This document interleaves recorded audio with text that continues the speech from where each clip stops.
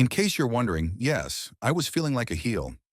I didn't have to ask what my father would have done at the same age, because I already knew. He would have put his own interests aside and taken care of others. I knew that I wasn't martyr material, and I also knew that I was self-absorbed, but this realization didn't give me any magical power over my self-absorption. All I could think about was Leah and Bobby going out Friday night, possibly holding hands, possibly, and this thought really needled me, sharing a goodnight kiss at the end of the evening. Bobby, I recalled, had already claimed to have gone to second base with Molly Evans, a seventh grader who attended Youngman. I didn't like to think about him going to second base with Leah, or even first base for that matter. I went to St. Patrick's the next day with a lot on my mind. My conflicted feelings about Leah and Bobby, my mortal terror of Matt Stefano, and my guilt over what amounted to my refusal to do as my father asked. I was a duplicitous, disloyal friend. I was an undutiful son and brother, and I was clueless when it came to girls. I was also beginning to examine what I had seen at the pond the previous day. There could be no doubt about what the ghost boy had turned into. Although we had not yet discussed it among ourselves, Leah and Bobby had seen the flash of the withered corpse too, the real ghost boy. Someday I knew I would have to think about what that meant. It surely had implications for my larger view of the world. I decided, however, that such an analysis could wait. It was Wednesday. I had no idea what was coming my way in about 48 hours on Halloween night. When I arrived in my homeroom, the first thing I noticed was that Bobby's seat was empty. When he didn't show up for first period, I finally broke down and asked our homeroom teacher, Mrs. Durr, who also happened to teach first period science. She informed me that Bobby's mother had called him in sick. Bobby was by no means the sickly type, though the occasional out-of-school sick day wasn't beyond him. I wondered, had he been disturbed by what we had seen at the pond? More disturbed than he had let on, perhaps? During the morning break and the lunch hour, I did my best to avoid Matt Stefano. To my pleasant surprise, the rogue eighth grader didn't seek me out. Maybe he had found another target. Maybe he had forgotten me. During the post-lunch break, I participated in a HORSE game with some of the other seventh grade boys at the basketball hoop at the front of the primary school building. When I could, I snuck glances at Leah. Seventh grade was the year that the girls in our class stopped playing jump rope and hopscotch during recess and started actively gossiping. I saw Leah in the middle of a group of the other girls. I didn't dare walk up to her, not with all those other girls around, and not after yesterday. I did make it my business, though, to coincidentally re-enter the school building at the same time as Leah at the end of the lunch break. "Did you know that Bobby is out sick today?" I asked her. There were two seventh grade homerooms at St. Patrick's. Leah was in the other one, so she might not have been aware of Bobby's absence. Leah rolled her eyes. That could have been a good sign, and it could have been a bad one. Bobby's probably playing hooky. That's Bobby for you. "Well, the two of us can still walk home tonight, right?" I asked. I wondered if I sounded as desperate as I felt. Hadn't Leah said yesterday that she would take the bus home today? "I told you, Jeff. I'm riding the bus. No way I'm walking by that freaky kid again." "What a thing that really was," I asked her. "What he really was, or is." "Jeff, I don't want to talk about it. I thought I'd made that clear." With that, she separated herself from me and headed for her homeroom. I had been doing a lot better with Leah before I decided that I liked her, I now realized. At the end of the day, I toyed with the idea of riding the bus home with Leah. She certainly hadn't invited me, not that I needed her invitation. I had as much right to ride the bus home as she did. But my presence on the school bus would not go unnoticed by her, and it might send the wrong signals. Did Leah realize that I liked her? I had by now concluded that she must have at least a vague idea, some inkling. Leah was a sharp girl after all, and I'd been acting differently around her of late. Heck, I'd been acting differently when I was by myself, inside my own head for that matter. The previous summer, I'd heard for the first time that old Four Seasons song, Walk Like a Man.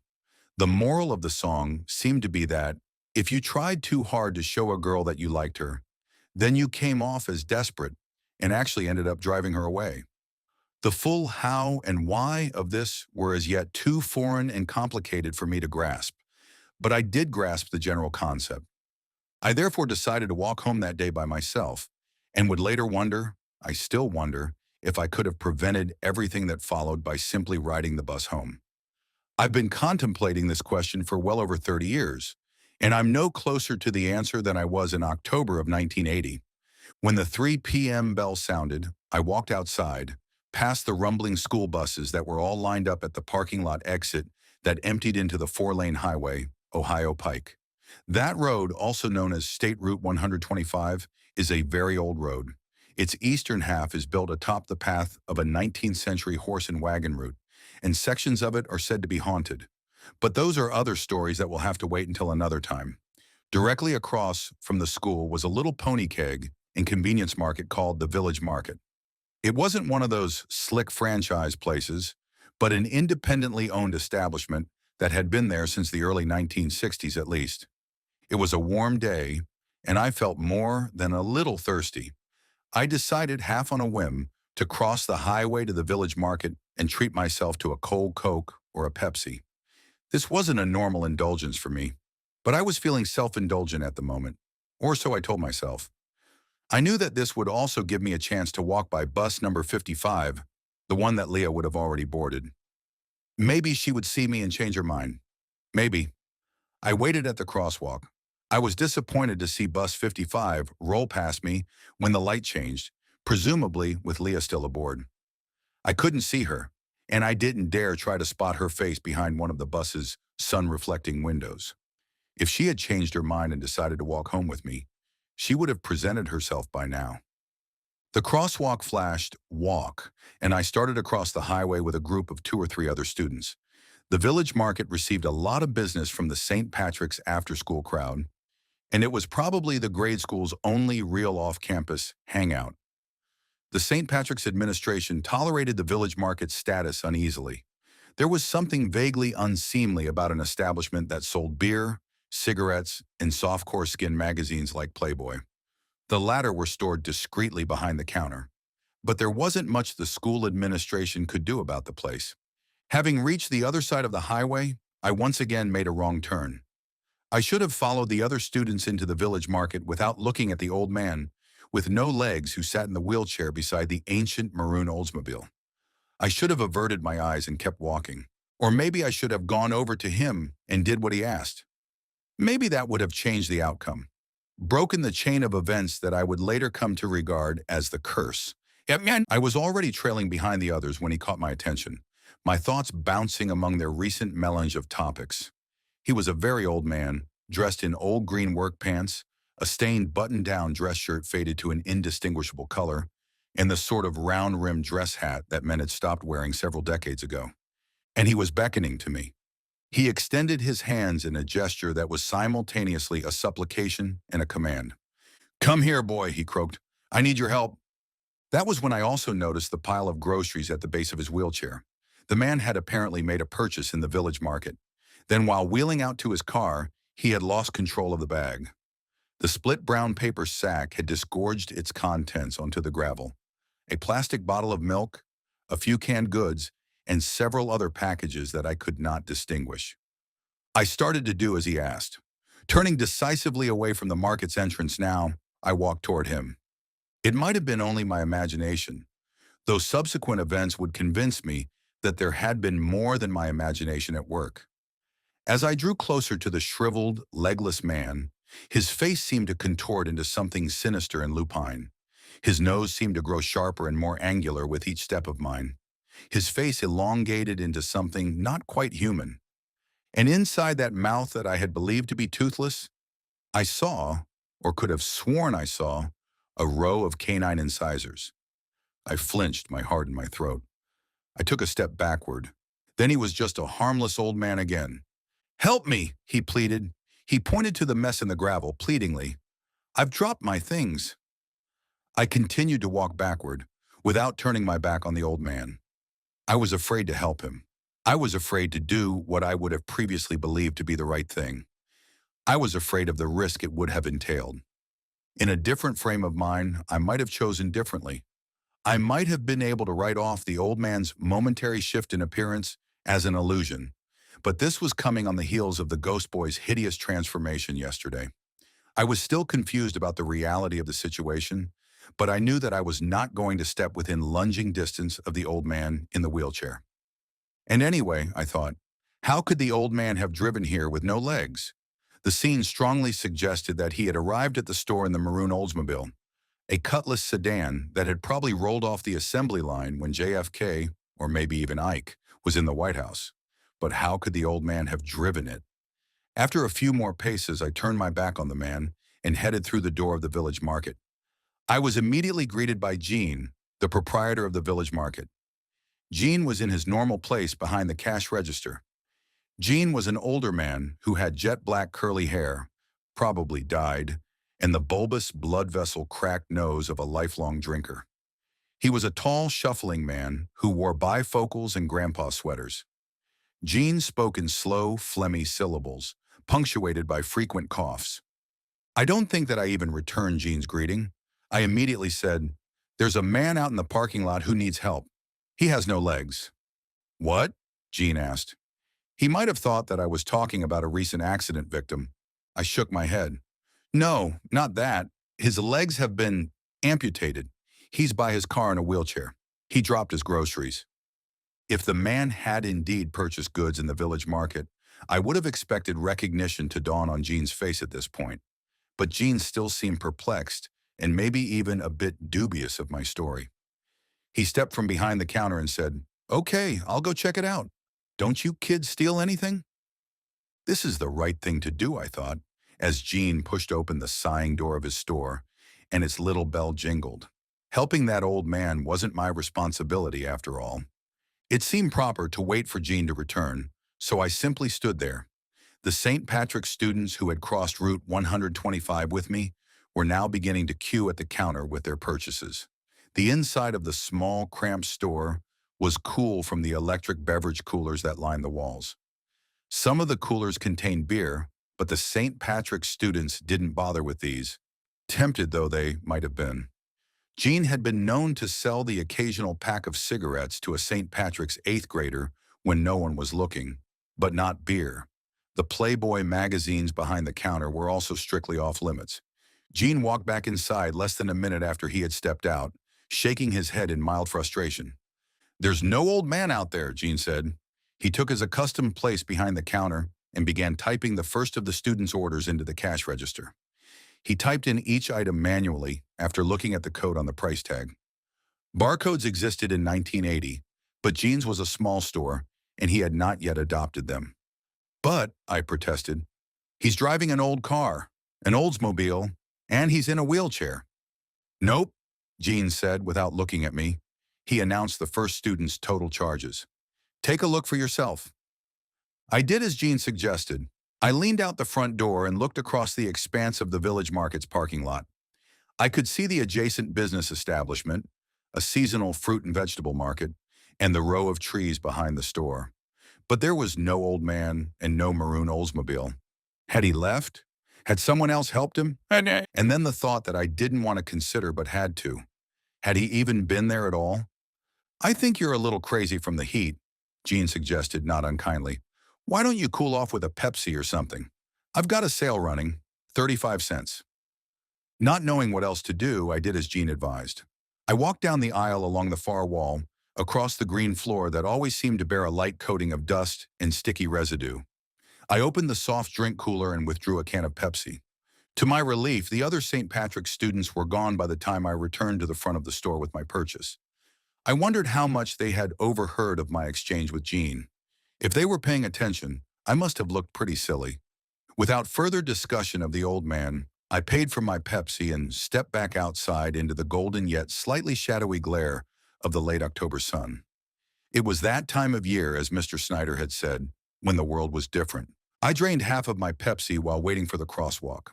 In order to walk home, I would have to cross the highway again and walk to the far end of the St. Patrick's parking lot, to the edge of Shayton Road. I crossed Ohio Pike when the light changed and returned to the grounds of the St. Patrick's campus. That was when I made my second wrong turn of the afternoon, or my third if you believe that I should have swallowed my pride and ridden the bus home with Leah. It would be a 20 to 30-minute walk home, even without the distraction of banter with Bobby and Leah. Despite the heat, I was aware of the liquid I was ingesting as I gulped the last few swallows of Pepsi and permitted myself an indiscreet burp in the mostly empty school parking lot. I felt the beginnings of a call of nature. It was not too urgent yet, but carbonated beverages have always gone right through me. They still do. I had better make a pit stop in the school's restroom before beginning the walk home, I decided. There was nothing particularly spooky about the St. Patrick's School facilities. After 7 years as a student, the entire campus had become routine to me. To the best of my knowledge, there were no urban legends surrounding the school itself. No murky rumors of the suicide of a troubled student on the school grounds. No classrooms that were reputed to contain odd drafts or disembodied voices. Nevertheless, there was something vaguely discomforting and uneasy about the empty building on this particular afternoon. It wasn't even 3:30 yet. There were probably still a few teachers and students lurking about. But as I walked down the short flight of stairs that took me to the lower level of the junior high building, I could not help thinking about the ghost boy and the mysterious old man. Were they down here waiting for me? The boys' bathroom was deserted. I stood there at the urinal doing my business, my imagination running wild. There was a row of 3 toilet stalls behind me. I should have checked each one, I thought, emptying my bladder. I should have opened all 3 doors and looked inside. Finally done, I avoided looking in the mirror as I washed my hands. Weren't mirrors one of the favorite haunts of spiritual beings? I thought I had heard that in a movie once, or maybe read it somewhere. I was drying my hands when someone came at me from the side nearest the door. I must have shouted, "Oof!" because the impact was abrupt and solid enough to practically knock the wind out of me. A second later, I found myself pinned up against a nearby wall.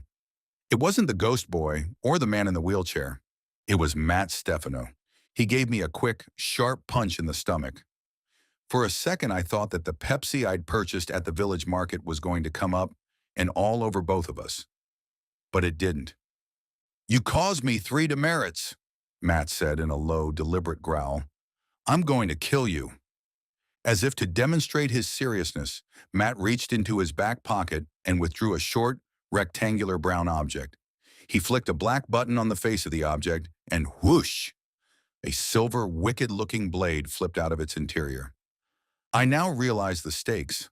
I was alone in an enclosed space with a very pissed-off juvenile delinquent, and he had just pulled a switchblade on me.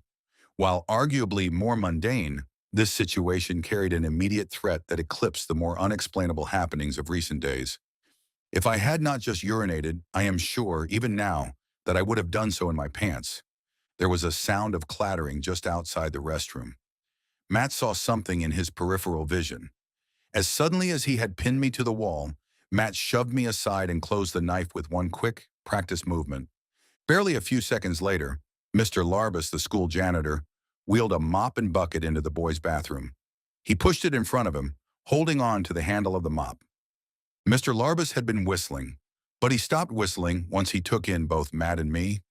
Matt had by now pocketed his weapon, and there was a physical distance between us that afforded the older boy a measure of plausible deniability.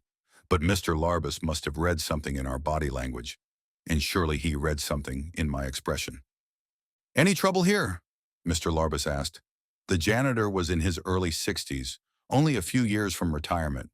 During the Second World War, he had been taken prisoner by the Germans, and a Nazi interrogator had pulled out 3 of his fingernails, which had not grown back. He was an older man, yes, but a large man and not one to be trifled with. "No trouble," Matt said. Stefano looked at me as if to say anything at all, and I'll kill you for sure." Mr. Larbus raised one eyebrow dubiously. "You sure about that?" "He's sure," Stefano answered. "I mean, we're sure." I took a moment to contemplate my options. Mr. Larbus was an adult. If I told him what had happened, he would take my side. On the other hand, though, as the school janitor, he had no real authority over any of the students, and a half-hearted attempt at intervention on his part might only make things worse. "I'm sure," I said at length. "Everything is fine." "All right then," Mr. Larbus said, clearly not believing either one of us. "Well, if the 2 of you are done in here, I need to mop the floor." I waited as Matt stalked out of the restroom. I wanted to put as much distance between us as possible. Mr. Larbus shook his head after Matt left, Whether at the lie or the apparent bullying, I wasn't sure. Well, he finally asked. Taking my cue, I walked out. But instead of turning left and walking up the stairs and out the main entrance of the school, which Matt would be expecting, I turned right instead. I passed through the double doors that led to the classroom area. I walked down to my homeroom classroom. Mrs. Durr had gone for the day, so I had the whole room to myself.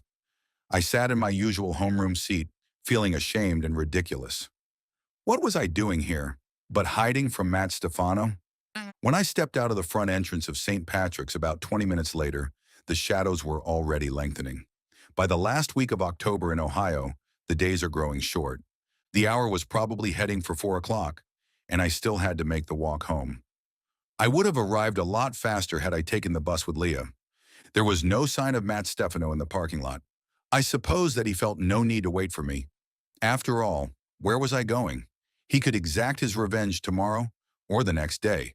When I reached Shayton Road, I quickened my pace in an effort to make up for lost time. My mother would be wondering where I was. Then I approached the crater of the demolished warehouse and the pond where the ghost boy habitually awaited us. Please God, I prayed silently, let him not be there today. Whatever he is or isn't, let him not be there. But of course, the ghost boy was there. Just you today, huh? He called out. He was smoking that same cigarette, wearing the same faded army fatigue jacket, ratty pair of jeans and sneakers. I tried to ignore him and walked faster. I would not look at him. It wasn't far to the bend, I told myself. Come here, boy, the ghost boy called out. I need your help. I've dropped my things. I froze. I realized that the ghost boy had repeated the words that the old man in the wheelchair had uttered, more or less verbatim. I turned to look at him. The ghost boy smiled vindictively. For an instant, he gave me another glimpse of his other self, his true self. For 12 hours you will know no peace, he croaked in the voice of the old man. For 12 hours you will be tested, and you're weak, you won't survive. Go away, I shouted, earnestly afraid now, and then I ran. The ghost boy laughed in my wake, his voice and demeanor that of an ordinary teenage hoodlum again. He might have been one of Matt Stefano's friends.